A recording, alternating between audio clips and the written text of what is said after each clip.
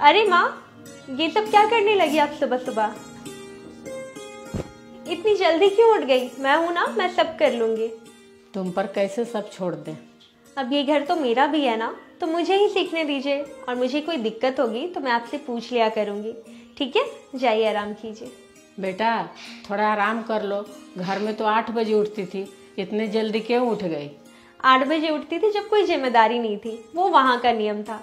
यहाँ 6 बजे उठती हूँ, यहाँ का नियम कर रही हूँ, इसमें क्या है? आप जाइए, रेस्ट कीजिए, मैं सब कर लूंगी।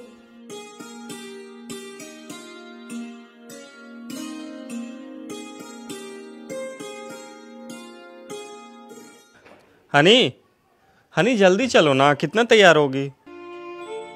अरे ये क्या, तुम अब तक तैयार नहीं हुई? पार्टी में काफी लेट हो रहे हैं हम लोग। अजी ऐसा कीजिए ना, आप अकेले ही जाइए पार्टी में।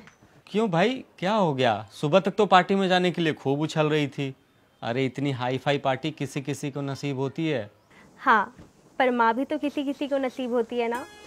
वो ऐसा है ना, उनकी सुबह से तबीयत ठीक नहीं लग रही है, तो मैंने सोचा मैं यहीं रहकर उनकी सेवा करूंगी। उनका तो काम है मुझे पार्टी में भेजना, पर मैं नहीं जाऊंगी। सो केयरिंग, सही बोल रही हो बिल्कुल। काश ऐसी बहू हर सास को मिले। बिल्कुल नहीं, काश ऐसी सास हर बहू को मिले।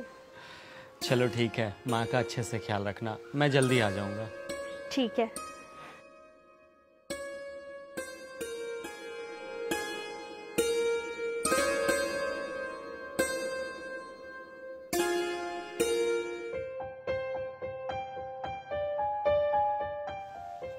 क्यों हनी, क्या हुआ? माँ से डांट पड़ी या फिर पापा से? दोनों से। ओ, वैसे अच्छा है, कभी कभी होना भी चाहिए। लेकिन अब तो तुम उनसे बात भी नहीं करोगे? क्यों नहीं करूंगी?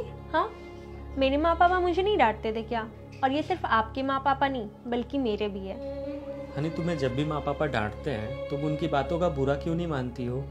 कभी भी मेरा कान नहीं भरती हो, कभी भी उनकी बुराई नहीं करती हो, कुछ उल्टा पुल्टा नहीं कहती हो उनके बारे में। क्या तुम्हें कोई माँ पापा से शिकायत नहीं होती है कभी, जैसा कि अक्सर तुमसे होता है उन्हें? माँ पापा से क्या शिकायत? अगर मुझे कोई दिक्कत होगी तो आप हो ना, और उनकी बातों का कभी बुरा भी नहीं मानना चाहिए।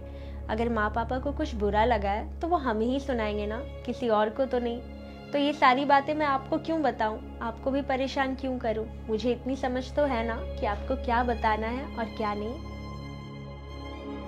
उस घर को बर्बाद होने से कभी कोई नहीं बचा सकता, जहाँ अपनों से बात करने के लिए लोग दूसरों से राय लेते हो। मिट्टी का मटका और परिवार की कीमत सिर्फ बनाने वाले को पता होती है, तोड़ने वालों को नहीं। परिवार में चल रही अनबन को हमेशा राज ही रखना चाहिए, क्योंकि ऐसी खबरों को लोग बड़ी ही दिलचस्पी से सुनते भी है और फैलाते भी है, भले ही उनके खुद के घर में महाभारत चल रहा हो। बहू, मम्मी जी बुला रही है, मैं आती हूँ।